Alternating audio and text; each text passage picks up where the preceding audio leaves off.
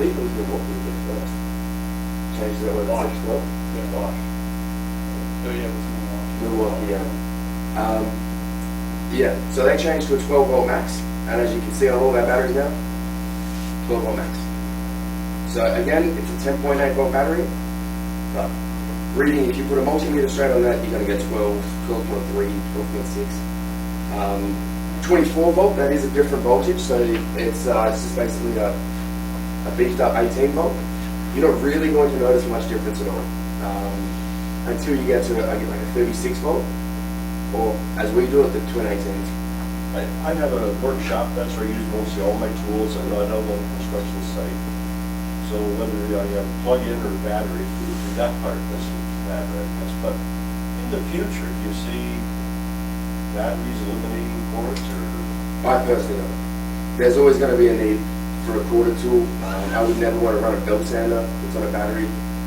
Things like that, you know, a router, I want that power. Again, maybe with 36 volt, I'm not sure. One day we could get there, but for what it's worth, I don't see it being completely eliminated. There's always going to be those tools. For the general DIYer, which is what a lot of us are, what can you recommend in way of maintenance for our power tools? Cleaning. Honestly, cleaning. A can of compressed air or a compressor, if you go into the shop, is your best friend. With a lot of our tools, running them is also the best thing. If it's overheating, or if, say, if you've got a big strip auger in there or a big hole saw and you're feeling that it's getting hot, just sit there with a charged battery. Honestly, sitting there running it, just 30 seconds, is the best thing you can possibly do. That fan is always going to be going, which is actively cooling. If it is in a shop and there's a lot of sawdust around in the air, things along those lines, our fan is designed to push air away from the motor. So it's not going to be pulling in air to the motor. There's a lot of different runoffs for debris. So a good one that we like to do with this is actually dunking it completely underwater and running it, lifting it back up, dunking it completely again, and we can do that all day. It will eventually go. Sometimes it develops a little bit of a mind of its own and starts turning on when you're not pulling the trigger. But that's an extreme situation that the way, and you can run it sitting like this, and you can actually see the water shooting out the sides. And we're the only ones that can actually put in the water. Others can't do it. Milwaukee, the wall. Yeah, just the brushless. But it's you see it, like if you have a look through the catalogs, you're going to see a lot of little acronyms and abbreviations. Yeah, XPT, Extreme Protection Technology, and yeah, that certainly helps the boards when they're getting wet outside. I'd have your 1/3 sheet finish thing. I'm just finding I'm getting a lot of little sandy swirls on it. How does that differ from a quarter versus 1/3? Oh, simply size. That motor is still that's the same motor that's going to be running. Same speed, everything? Yeah. So I'm not sure. Switch from a 40 grid to an 80. Okay. Yeah, we'll bring out some of the other tools now. You can start passing them around as well. We had a question there, Chris. Oh, sorry. Go ahead, Chris. When you're riding it down to dead, Yeah. I've seen on the language on the warranty saying don't, or at least on the instructions, don't drive it until you. No, that's it. With a lot of the older style batteries, Yeah. that was always the good practice. Like a lot of guys would buy a flashlight, take that last little 5% out of it, put it back on the charger. With ours, as I pulled that trigger and realized you can hear it going down, Yeah. that's when it's the best time. You still can get a little bit out of it, but there's no point. That's just going to hurt it in the long run. It's the same as a watch battery, so you're going to have optimum charge until right at the end. At that point, stop and put it on charge. One more. The Makita line. Yeah. Is that discontinued now? I think in Canada it is. I know in Australia we've still got it, but I'm not sure why. Yeah, it was just cheaper internals. Yeah, I saw it come out. It's a good product. Like it Yeah. ran okay. Oh, yeah. But I haven't seen it. I believe in Canada it's been, yeah. I think in the UK it still exists. You guys make an oscillating tool. Yeah, we do.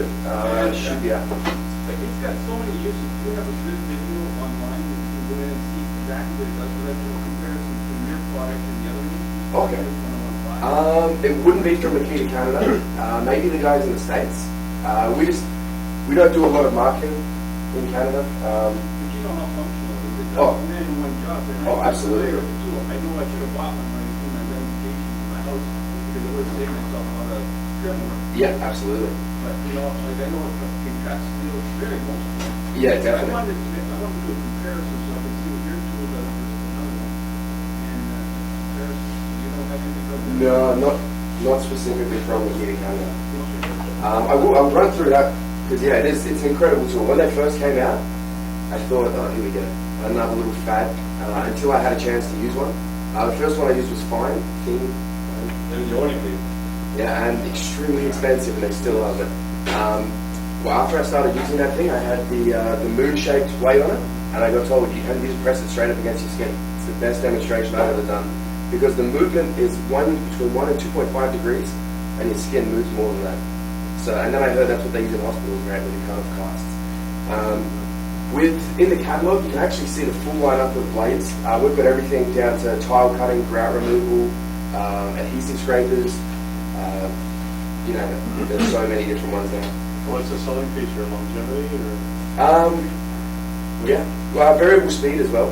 Variable speed makes it pretty good if you have the triangle sanding pad on, getting it right into the corner. We also have 4 different models. So this is the cordless with a key shank. We have the keyless as well, which makes blade change awesome. Makes it so quick. You don't have to worry about losing the Allen key. And of course, still running on that same battery. I have one of your competitors, whose name should not be mentioned, that had trouble with the blades, and I contacted them, and they contacted the people that bought it, and they said it's too bad. I said, you're paying $35 for certain blades, Yep. and you know, it's Not heating doing up, properly. and it's not doing anything. They just said it's too bad. That's what they said. Yeah, so with our ones, we actually give you an attachment, so it doesn't matter whose blades you're using, they all fit. Whether it's competitor A, B, or C, they're all going to fit on that, as long as you have a little tool, or a little adapter. The triangle that you've got on there now, are there other attachments for sanding? Just that size at the moment. I guess maybe a square might be out, just from a competitor. The triangle, I think, is, well, for me, the best, getting into tight corners, right up into framing, things like that, little picture framing, that type of thing, right up into the corners. What's your price point on that? About? That is actually $289 at Home Depot right now. But it's sold without a charger or battery. Sold as a bare tool. Do you still do demos at Home Depot? Yep. That'd be There very you go, you can go see one. Where'd you get the full array of attachments? Would they be after? You get the triangle with the Velcro, that blade there, the rectangle, and then the moon-shaped triangle, and then 2 adapter rings. So you can use Bosch and Dremel bits. You can use whichever, all the competitors. And then how much is a battery? $119 at Home Depot for a 3-amp battery. John, who has the most assortment of Makita tools if we were to go to look for something specific, or where would better to go to Home Depot? Do they carry everything, or who has? I would suggest you go into a dealer, Okay. not a national chain. Okay. So no Rona, no Home Depot. I could go to like Markham Industrial on Rock Street. Yeah, Market Industrial would be Markham Industrial is huge. Good for us. They can special order anything you like, and you'll get it in 2 days. Right? Okay. So yeah, a lot of the dealers, I mean, downtown, Atlas Machinery, Atlas, yeah. they've been around forever, and they're really good for us. What about Busy Bees? Are they? Yeah, BCB, IHL. Yeah, IHL just gone from strength to strength at the moment. They've just moved into a new location that's pretty Home Depot shape. So that's $289 without a battery, or is it? Yes. And it's $119 for a battery. For a battery. But if you have a battery wing, it's interchangeable with that unit, so you won't need If I it. went out to buy one, I'm going to spend over $350. To buy a fine master. That's close. Yeah. I mean, you can go through, if you want to buy it as a kit, then I would suggest you going through Markham Industrial. So head over to Markham Industrial, they'll special order for you a kit with 2 batteries, whichever batteries you like, 3 amp, 4 amp, 5 amp, and a charger. And then they can price it out for you that way. You can do it through Home Depot too, but it'll be cheaper through a dealer. It's like buying a car, so you go on a transmission, and Yeah. Well, it's sold as a bare tool. It's It's meant a for bare tool lineup. contractors that already have, like, say, a 9-piece, 6-piece kit with, 10 batteries and 4 chargers. You don't want to spend $600, $500, $400 on a That's why kit. I'm surprised when you said that much, Yeah. plus the battery.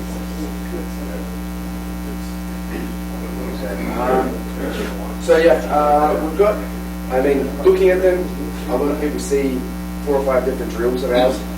We have what we like to say good, better, and best.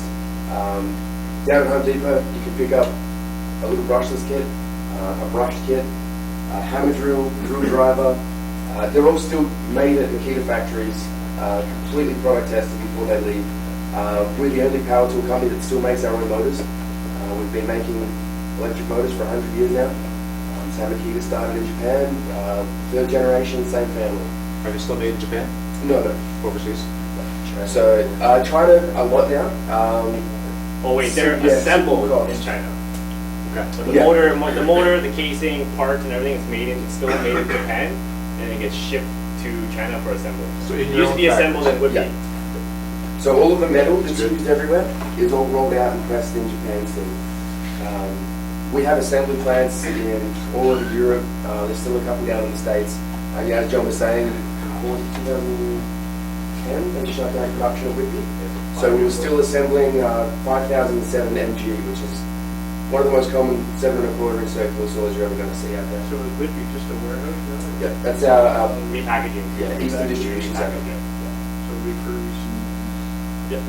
Yeah, if you are actually looking for tools, popping in there and speaking to the guys in the service center, you're going to find some really, really cheap deals on tools that have been refurbished. So they go back through Makita hands, they get stripped down and started again. And yeah, you're looking at less than a distributor can buy a new tool for. I bought a refurbished hammer drill there about 30 years ago for $99, and the guy says only guaranteed for 6 months. Not that I use it every day, but it's electric, but it still works good. Well, what happens is when it gets refurbished, it's actually better than what comes in a box at a national chain. Right? Because we take everything apart here, everything gets cleaned out, examined, we take our time. It's not mass produced in any way, and just put everything back in there. Everything gets tested, right? So if anything, it probably gets better. And the reason they get refurbished is someone just brought it in because it didn't work, or they didn't like it, or Yeah, A lot still of gotta it's, get tested. a lot of that stuff's free rentals. Someone needs it for the weekend, and then they bring it out, and then they bring it back on Monday, and we can't sell it as brand new. So. So say you buy something from, let's say, Home Depot right here. Used it, doesn't work, you return it. So it comes back, I get credit for Home Depot, gets shipped to Whitby, then they take everything apart, re-clean it, refurbish it, and then it probably gets sold, resold. So could you call it up and say, when you get a nice drill or something, give me a call? Yeah, You can you do actually that, could, yeah. yeah. I'm speaking to the guys there for sure. Yeah. And it don't is give them any surprising. ideas, please. Don't get Just make, who wants a drill for Christmas? Probably do like counterfeit. I have, well, I've seen recently on Amazon, we saw some fake Makita batteries.